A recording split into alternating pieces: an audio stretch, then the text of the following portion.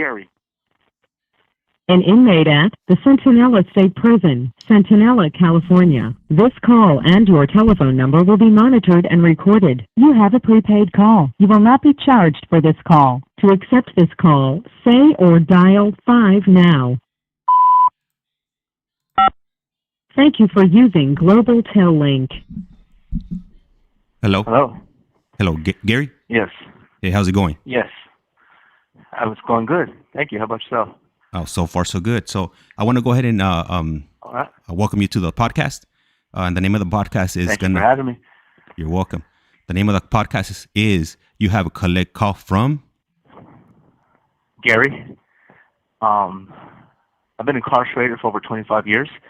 I committed a heinous crime when I was 17 years old. Got a life sentence for that. And there was a lot of challenges in my life, you know what I mean, growing up, you know, and a lot of them, you know, were due to my poor choices and decisions. But, you know, over the years, you know, I gained personal growth, you know, my faith, my change, and my recovery. And, you know, today, you know, 5 years sober, I walked away from the gang, ex-gang member, ex-addict. And, you know, just trying to live my life to the best of my ability, you know. I try to be better today than when I was yesterday. You know, that's who I am, you know. I've never been married, never had any kids. I spent the majority of my life in prison. You know, today, Thank you for sharing Hello? that. Yeah, I'm here, Gary. Sorry, I was setting up Yes. my phone over here to make sure we're online. I really appreciate you taking the time and giving us a call and sharing your story with you, or sharing your the story with us or with the audience. Absolutely. I'm gonna go ahead and start off with our first question. So normally I'll ask our guest, what's the first memory that you recall or you remember as a kid, your earliest memory? My earliest memory, my first haircut. I believe I was a little over 1 year old, and I remember getting my first haircut, walking into the barber shop with my mom and my father, and you know, them sitting me down on a big brown leather chair. I needed a booster seat. I remember that, and for some reason, I started crying. I remember crying during my first haircut. Why? You know, I really don't know why, but you know, I was crying. That's my first memory that I remember as a child. Well, I can see where getting a haircut, you know, could be, you know, scary for a kid, especially if they're using a clipper or a buzzer. You know, just that noise, it's a bit foreign, and I could see how it could scare a kid at that age. What age were you again when this occurred? I was about little bit over one. I was a little bit over 1 year old when I did that. Wow, man, you got a really good memory. I think my first memory that I recall as a kid, it would be maybe like at maybe like 3 years old. I remember that's the first memory that I could recall vividly. Yeah, that's my first memory. And you know, I had this conversation with my mother yesterday, as a matter of fact, and I mean, she was blown away too. Like, you remember that? Yeah, I vividly remember that. Yeah, I can close my eyes and picture it to this day. All right, thank you for that. And as a where did your family originally come from, or like your parents? Where were they from, and like a little bit of background on that? And what part of the city? Are you from LA County or California? What part? Yeah, I'm from California, LA County, Pomona. The majority of my family were born and raised in the city of Pomona. You know, my mother, my father, my grandparents, you know, and my brothers, me, my sisters, the majority of my family, born and raised in Pomona, California. And how many generations has your family been here? Let me see. My grandparents came over when they were kids. So I'm saying back in the 1920s, 30s. That's how far back my family's been here in the United States. Wow, that's a long time. Yeah, that's like in the area where I grew up, we were all either nobody was born in the U.S. or we were first Yeah, generation. Yeah, so I think that was like a yeah, common theme, like towards the east side and like out that way. There was people that had already been here for generations. yeah, yeah. So yeah, I think I'm fourth generation. Yeah, Oh wow. fifth generation. Yeah, yeah. Yeah, in the United States. You know, And growing up, how was your household when you were growing up? You were going to school. Were your parents out working while you were in school, or like things of that nature? What do you recall? While you were growing up. I was going to school. You know, my dad, he was working. My mother was a stay-at-home mom, and it was just growing up. I always thought I had a normal childhood. Like people would ask me, how did you grow up? How was your life? How was your childhood? Oh, it was normal. It was great. But at that time I didn't see the dysfunction in it. My family, was filled with gang members, criminals, addicts. I saw a lot of things growing up, experienced a lot, and the love was there, no doubt. I know my parents loved me. I know my siblings loved me. And but witnessing now that as a young kid, it starts to shape you and mold you. And so I've seen a lot of dysfunction growing up. And how many brothers and sisters did you have in the household? There's three of us. I got an older brother. I'm the middle child, and I got a younger sister. Okay. And when at what point did your life kind of change? You went down a different path. It was during my parents' separation. I was around 13, 14 years old. That's when I believe my life took a turn. You know, um, my father, God rest his soul, he's passed on. But at that time, he was cheating on my mother. And we didn't know about it for a long time. It was over a year until we found out about it. And I adored my father. I adored him tremendously. I looked up to him. I listened to him. Everything he taught me about family values and what family's supposed to be, and I grasped onto that. And then when he was caught, This call and your telephone number will be monitored and recorded. I felt betrayed. Like how could you? How could you do this to me? Not taking into account, my mother and her marriage, is falling apart. I was just selfish, and how could you do this to me? After that, it was just me and him arguing all the time, arguing with my mother. I didn't want to listen to them. I developed this attitude, I don't care. And one night, me and my father were arguing. It was a heated argument. We got into each other's face. It was bad. My mother got in between us, and I put her in a position to choose. I told her, you know what, Mom? We can't be under the same roof. You have to choose. It's either me or him. One of us has to go. And unfortunately, my mother told me, you got to leave. Pack your bags up and leave. I was devastated. I was devastated. Here I am coming to my mother's defense, because of the betrayal, and she chose him over me. I was devastated. It's like my whole world just fell apart, turned upside down. And I remember it was raining that day. I packed up what little I had. I walked out that door, and I was walking in the rain. And my cousin, my cousin Vivi and his wife Susan saw me, and they came and picked me up, and they told me to get in the car, and I was just crying. I was just crying and crying, and they were asking me what's wrong, and they took me to my aunt's house, and my brother was there, and they got me out the car, took me inside. My brother asked me what happened, and I told him what happened, and he was just like, don't worry about it. Don't worry about it. You're here.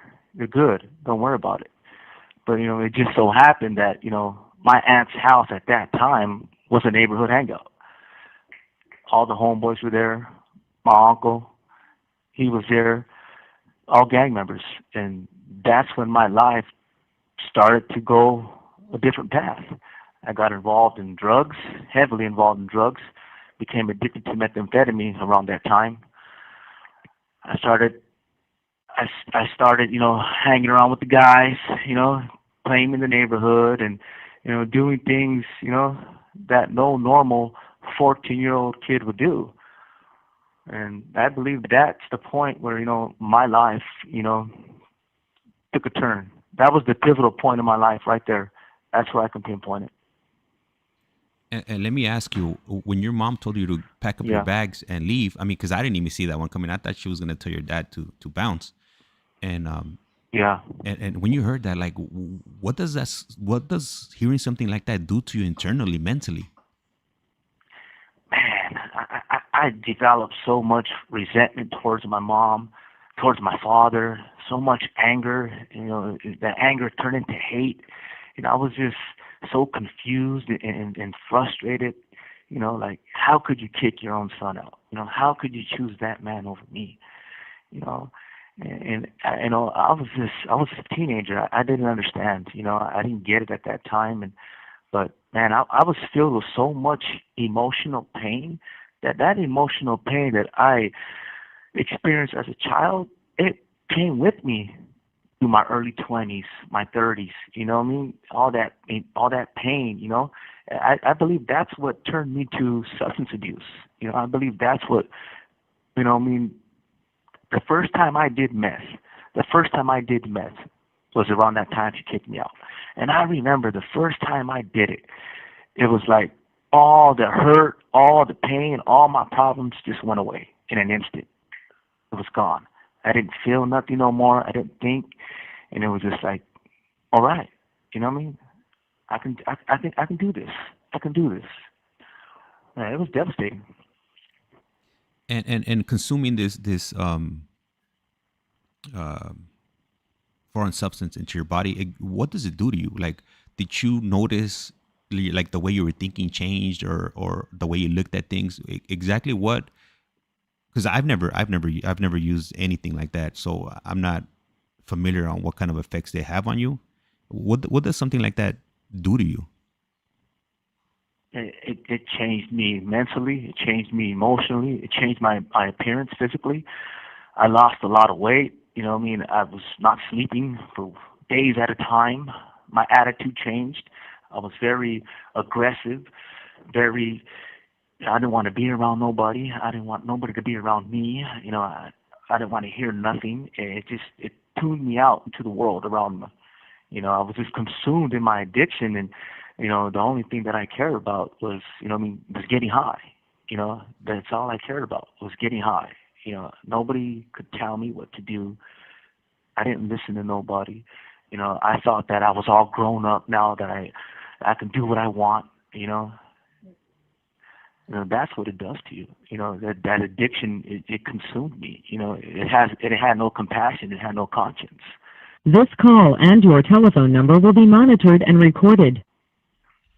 For a kid at that age to go through that, it's just like, I just started acting out destructively, started committing crimes, started hurting people.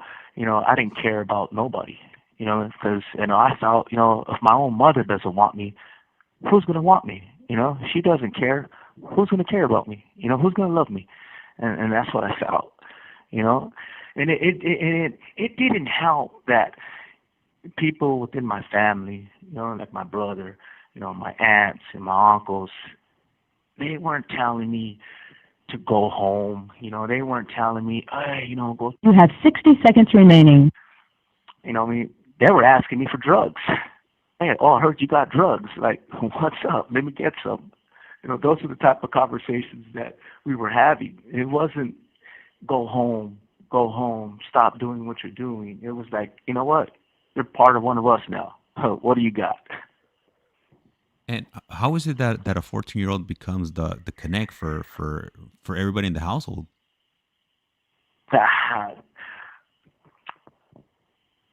That's a good question.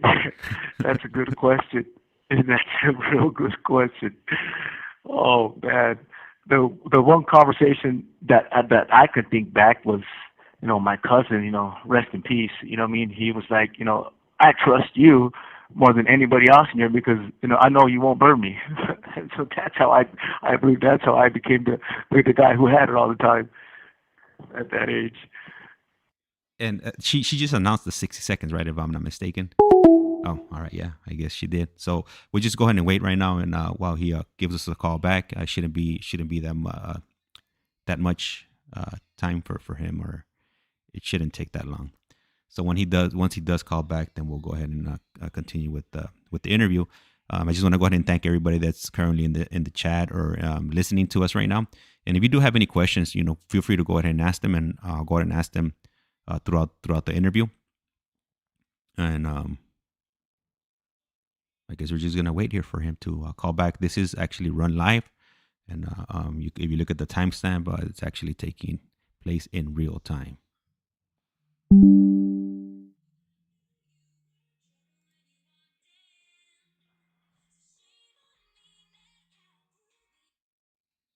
We're having some issues right now, so as soon as he calls back, then I'll pick up the call.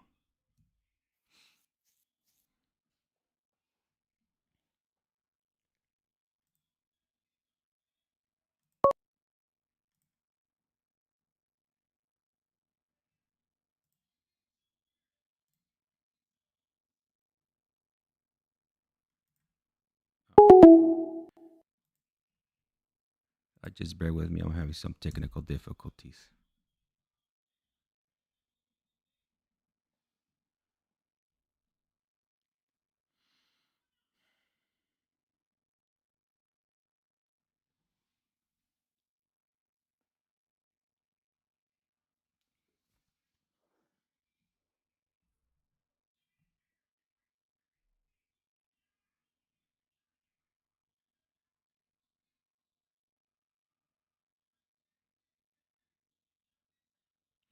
Question for anybody that's listening out there: how was it that you came across? How did you come across this live feed, or are you following? Did it pop up on your on YouTube as soon as you open it up? How is it exactly that you came across this podcast? If you don't mind sharing.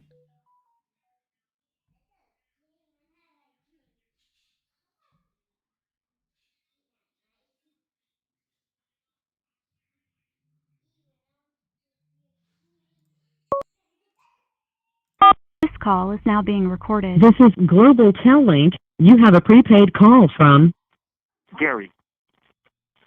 an inmate at the Centinela State Prison, Centinela, California. This call and your telephone number will be monitored and recorded. You have a prepaid call. You will not be charged for this call. To accept this call, say or dial 5 now. Thank you for using Global Tel Link. Hello. Hello. Sorry about that. I was having some technical difficulties over here. I wasn't able to pick up the first phone call, but Okay. we're on now. Yeah. All right. So the last thing I had asked you was how does a 14-year-old become the connect for adults, for the household? Yeah. Like I mentioned, my cousin who had it at that time, I remember having a conversation with him. He was like, you know what? You won't burn me. You won't do me wrong. I can trust you more than I can trust, everybody else in this house. So, and I became the guy. I started having it, started selling it. He was just giving it to me. And I looked up to them so much. It's like, I idolized them. My brother, my cousins, all older than me. I idolized them. I didn't want to disappoint them.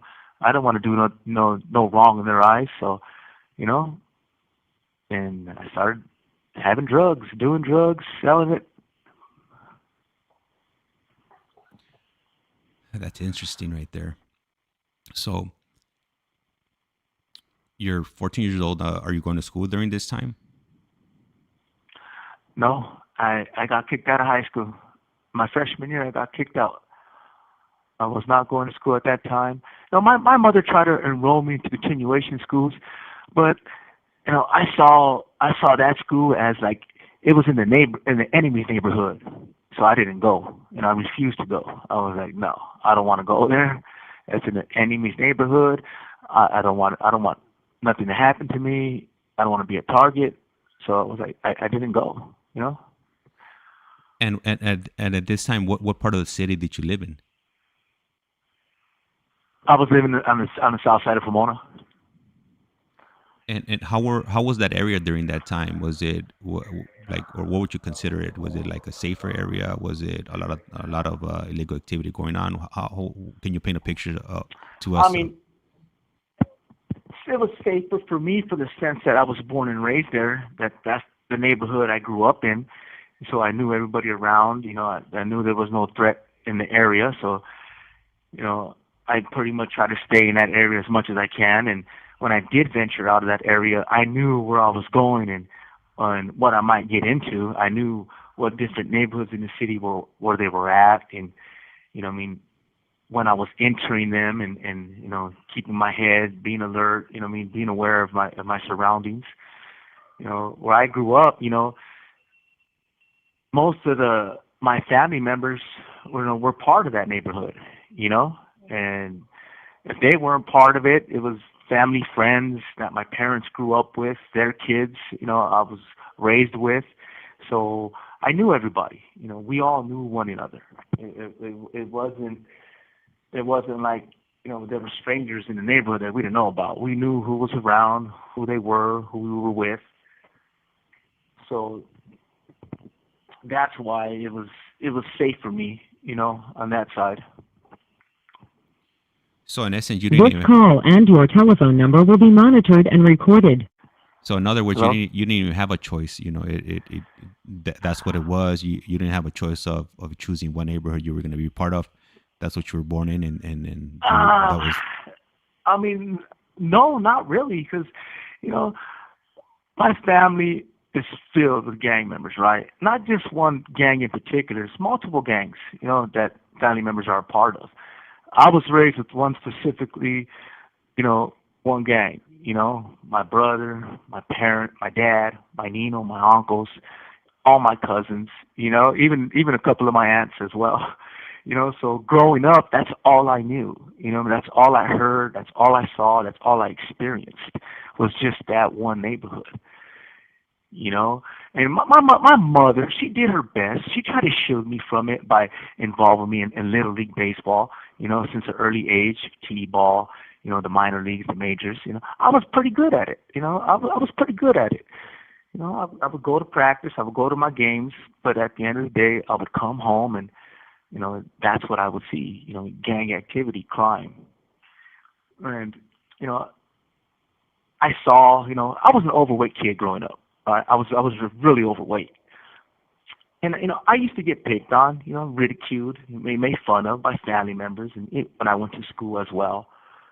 And when I saw what my brothers had, what my Nino had, what my uncles had, when the homies would come over, like, nobody picked on them. Nobody ridiculed them. It was, what's up, homie? They gave them that respect. They gave them that recognition. And I saw that. So seeing this and growing up within that gang culture, there was only one thing that I wanted. I wanted that.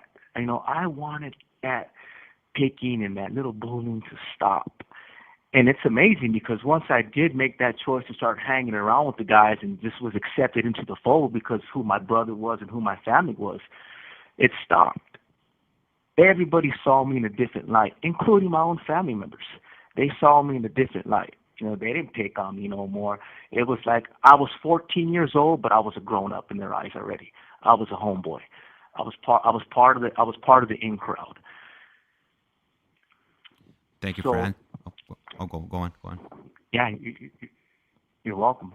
I was going to ask you. So since most of the majority of your family was entrenched in gangs, so all of you guys got along with different neighborhoods and whatnot, or how's that work? No, no, we did it. Some of my families got along with each other who were different neighborhoods. There was problems at times, but most of the time we stayed away from certain ones. They stayed away from us, even though they were family. Even though they were family, we didn't, mingle with them. We didn't go to parties with them. They just kept their distance. We kept our distance. And I'm gonna read off some comments right here that I'm seeing. So I have a Yeah, comment from Pomona Queen. She puts, "Hope to see you soon, Gary." Susan P. yeah, And yeah, then yeah, yeah. Yep. Uh huh. that's one of your family members. Yeah, it is. Yeah, it is. Yep. Well, that's always good. That's my cousin's wife right there. You have family, to Yeah, support you. And I also yeah. have another comment from Marlene. She puts, "He was a star pitcher in the local baseball team for years. Everybody knew the pitcher Gary." Yeah, I was pretty good. I was pretty good. Won the city championships twice. Got the MVP. Yeah, I was pretty good. Wow, wow, that's impressive. I'm horrible at sports. I wish I had a throwing arm. Yeah, that was something that I was good at, baseball. And I have a question from one of the audience members here. It's the question's coming Yeah, from Diggler underscore Bolin, and he's saying he got let me see. He said he got busted at 17. Ask if he went to the juvenile module in LA County 4600. I was there in 2003, and and that was by far the worst place I've ever been. All lifers. uh, okay. I hit the juvenile module in '98, and I went to the murder module just down the street around that year. I was only there for about 2 months, 3 months till I turned 18. When I was there, we were stuck in our cells 23 hours of the day. But other than that, I think I only got into one fight there. One fight. That was it. Because somebody disrespected, my grandmother, called her out her name, and we got into a fight. That's it. Other than that, it was pretty calm. It was when you went to court that you had to worry about. It was when you went to court, and looking out for your enemies. You don't get along with these people. You're in the county now. Be on your toes. But other than that, in the module, yeah, it wasn't that bad. Just for the simple fact that they had us kids locked up 23 hours a day. That really sucked. Thank you for Mm, answering that. And I have a yeah, comment from Aquatic Amigo, and he puts much love and respect to the chat. All right, and then I have a comment from Reggie Regi, and they put, "Hi yeah, Gary, we love you, mom, brother, and sister." yeah. Family, my family right there.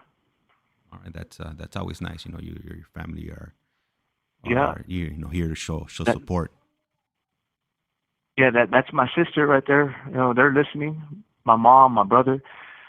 And there's one thing that I want them to understand. I know my mother and my parents. They did their best. They did their best with what they had and what they were handed. So I don't blame nobody. It's not a personal attack. I just want to be able to just share my truth. What I heard, what I saw, what I experienced. At the end of the day, it was my choice to do what I did. But the fact is not lost that all those negative contributing factors, did play a part in my poor choices and decisions. You know, So let's go ahead and we'll go ahead and get back to your story. So yeah. what when was the first time you were arrested, or the first time you were in trouble? What is it that occurred when on your first arrest? The, my first arrest was this a horrible crime that I committed upon another human being and that was my first arrest. My first arrest, my first incarceration, everything. This was it. Wow. So how does something like this occur? What happened? What transpired? I don't know any of the details, and would you mind sharing that with us? I would just say that I committed a heinous crime against another human being. You know, I tried to take his life, and I thank God I did not succeed in that. You know, because I understand. You know, I mean, the hurt and pain will probably be even more than what they're feeling today. And I was just filled with so much anger at that time as a kid, as a teenager, and I thought I was under the false belief that I was protecting family, that I was, you know, what I mean, protecting the neighborhood, you know, that I was doing something good, which, you know, I was not, you know, I definitely was not. I did something to another human being that no human being deserves to go through, should experience it. You know, I know I caused that person and that family a lot of pain, and I regret for having caused that pain. So when you committed this act, how long did it take for the authorities to pick you up or find out who your identity or who you were? Blocks, within minutes. This call and your telephone number will be monitored and recorded. I was arrested right away. You know, I tried to flee from the police, and they caught me about an hour later. I was apprehended by the canine officer and got, you know, bitten up and all that, taken to the hospital. So yeah, it was within hours I was arrested for this crime. So you had never been in trouble before. What was your experience like? You know, you get apprehended, you get handcuffed, get thrown in the back of the cop car. They start asking you questions. What do you do? I shut down. I shut down immediately. You know, because I was taught, you know, growing up, you know, you don't talk to the authorities. You don't trust the cops. You know, anybody who's authority figure, you don't talk to them. You don't trust them. So immediately I shut down. You know, any question that was being asked of me, I refused to answer it. I didn't say nothing. I just stood quiet. And after you committed this act and you gathered your thoughts, did you realize what the severity of trouble you were in, or the consequences that you were going to be facing? That didn't hit me. You have 60 seconds remaining. That didn't hit me till I was 21. Other than that, you know, I was under the false impression that I did something good. That, you know, there was pride in what I'd done. You know, and I was just under that false belief. But it wasn't until I was 21 that the impact, the reality of the crime that I committed hit me. It was the first time. I was 21 years old.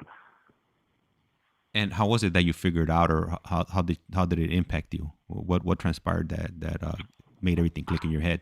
I was in state prison. I was already in state prison.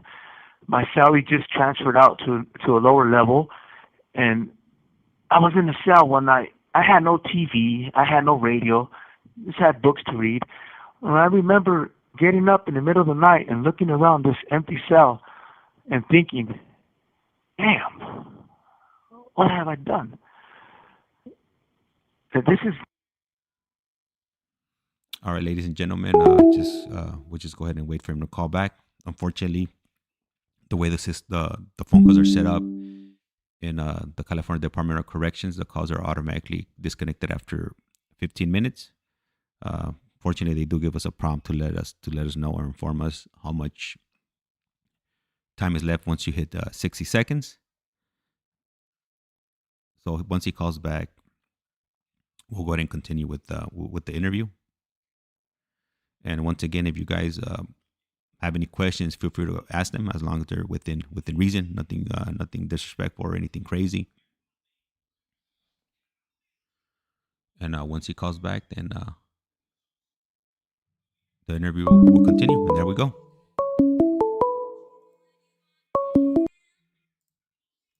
This call is now being recorded. This is Global Tel Link. You have a prepaid call from Gary.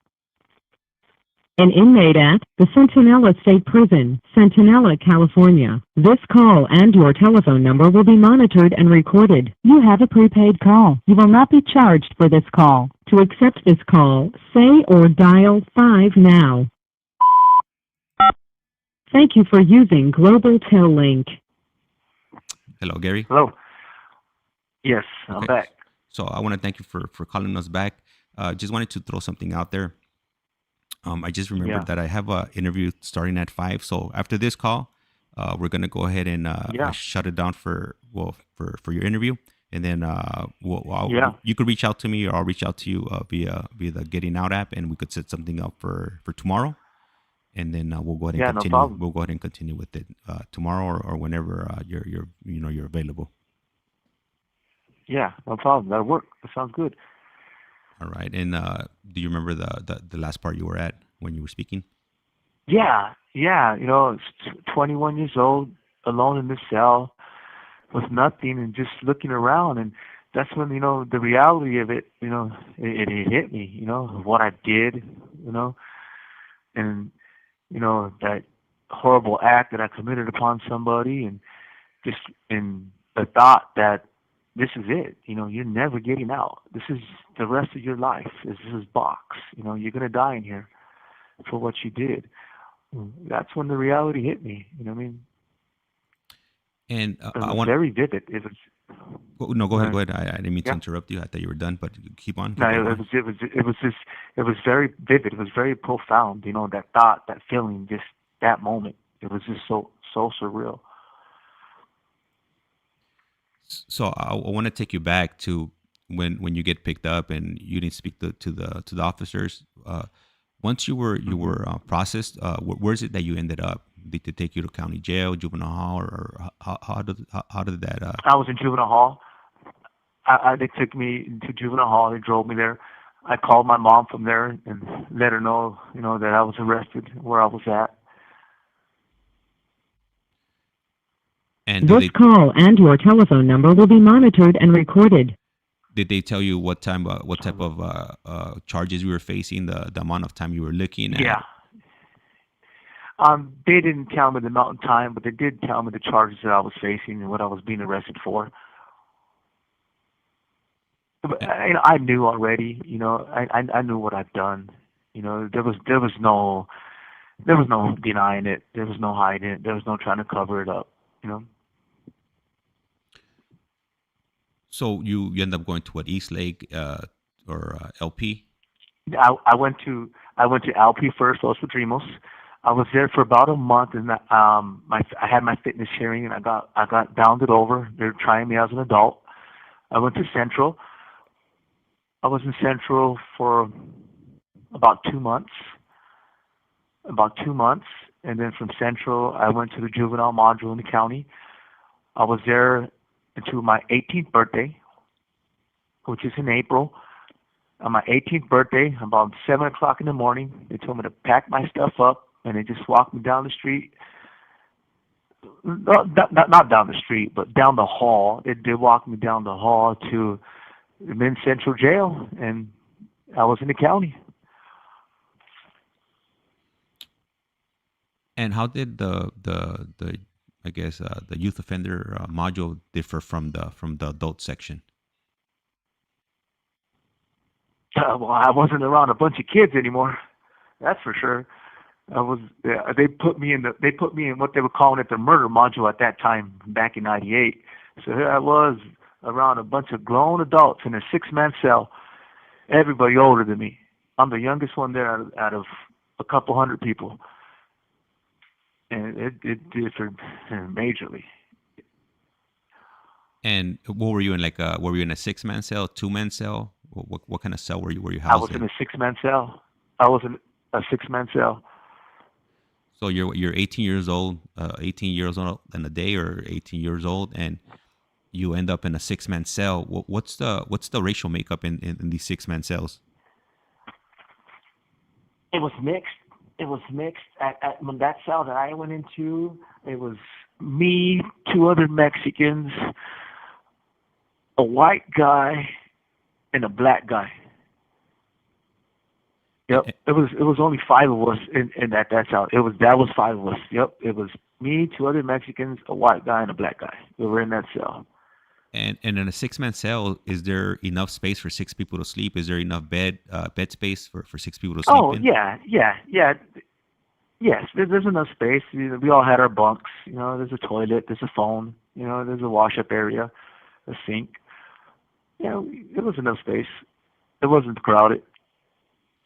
And so you start going to court. Are you understanding what's going in court? What they're speaking about, and or what's transpiring in court? Absolutely not. Absolutely not. I didn't understand the language. I didn't understand what was going on. I've never been inside a courtroom before. Well, I've been inside a courtroom like for family members, but not for me, speaking to the judge, the DA, all this language, all this wording. I didn't understand none of it. It was all like this one big old blur to me. I would go into the courtroom, my public defender or the DA will say something, and I would just, do you agree with it, Mr. BASUA? Yes. I'll just say, yes, I agree with it. I didn't even know what I was agreeing to. Yeah, I didn't know none of that. I was ignorant to the fact of the justice system and the court process and all of that. And did you end up taking your? Well, hold on. Let me go a little bit back. Did you have a hired lawyer, or did you have a public pretender? Yeah, I had a public defender. Yeah, I had a public defender. Yeah, I meant public defender. And yeah, yeah. And what was your public defender advising you? Were they offering you any type of deals? Were they telling you to take it to trial? What kind of conversations were you having with your PD? The only one that for once, he never came to see me. He never came, not once, to see me while I was, in juvenile hall, the county. The only time I would see him was when we were in court, a few minutes before we went into the courtroom. He did tell me to take a deal they were offering me, which was, 18 to life at the time, and I refused it. I was like, no. My family members were like, no, don't take it. What's the point? If you go to trial, you're still going to get life. Don't take it. And I told him no. I don't want to take it. So you ended up taking it to trial. How long did it take for the whole process to take, or run its course through the court system? Whole 10 months tops, from arrest to the guilty verdict. 10 months. And I'm assuming you requested you requested a speedy trial. I did not request a speedy trial.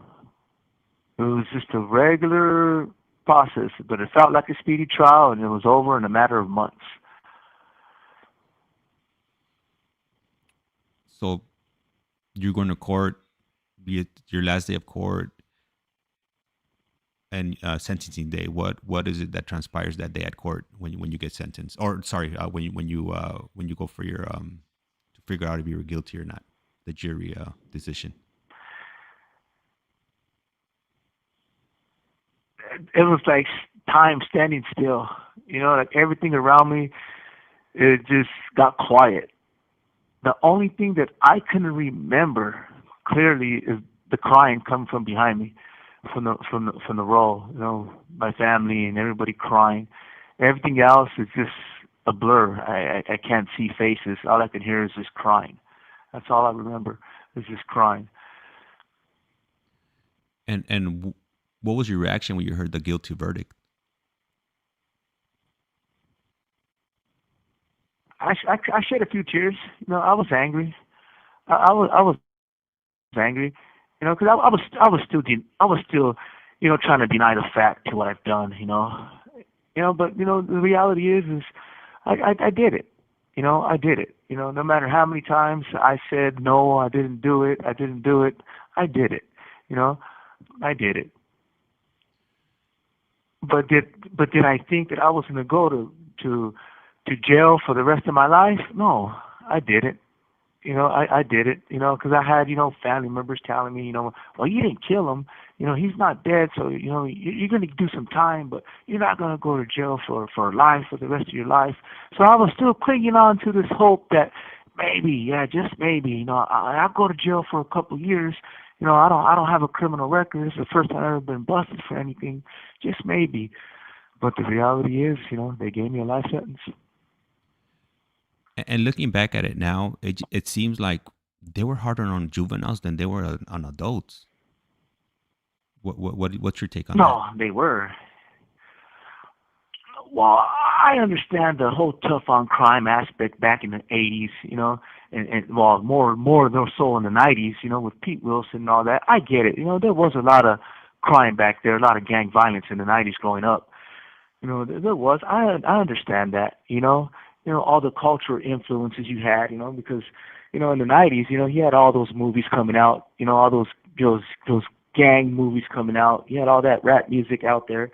Everybody, that was like the forefront of everything, just the gang culture, the drug culture, so I get it, I get it. They thought they were doing the right thing, taking these kids, trying them as an adults and locking them up for a ridiculous amount of time, but to be honest, I don't believe, that was the answer.